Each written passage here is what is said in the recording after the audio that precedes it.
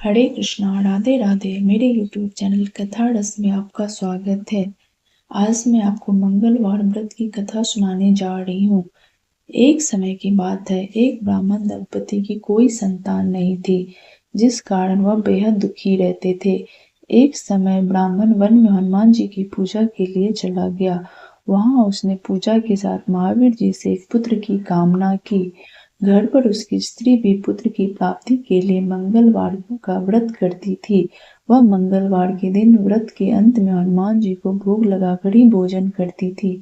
एक बार व्रत के दिन ब्राह्मणी न भोजन बना पाई और न ही हनुमान जी को भोग लगा सकी। उसने प्रण किया कि वह अगले मंगलवार को हनुमान जी को भोग लगाकर ही भोजन करेंगी।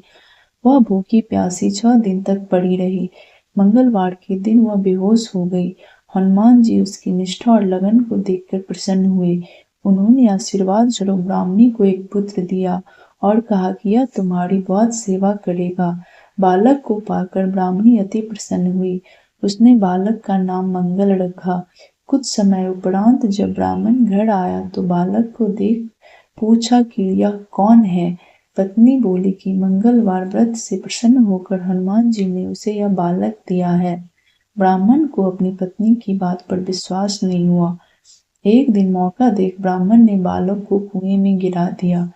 घर पर लौटने पर ब्राह्मणी ने पूछा कि मंगल कहाँ है। तभी पीछे से मंगल मुस्कुराकर आ गया। उसे वापस देखकर ब्राह्मण आश्चर्यचकित रह गया।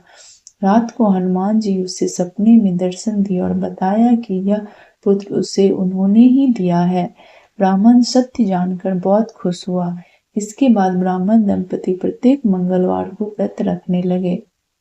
जो मनुष्य मंगलवार व्रत कथा को पढ़ता या सुनता है और नियम से व्रत रखता है, उसे हनुमान जी की कृपा से सब कष्ट दूर होकर सर्व सुख प्राप्त होता है और हनुमान जी की दया के पात्र बनते हैं। जय श्री राम, जय बजरंगबली।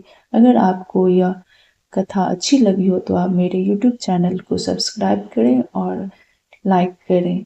धन्यवाद।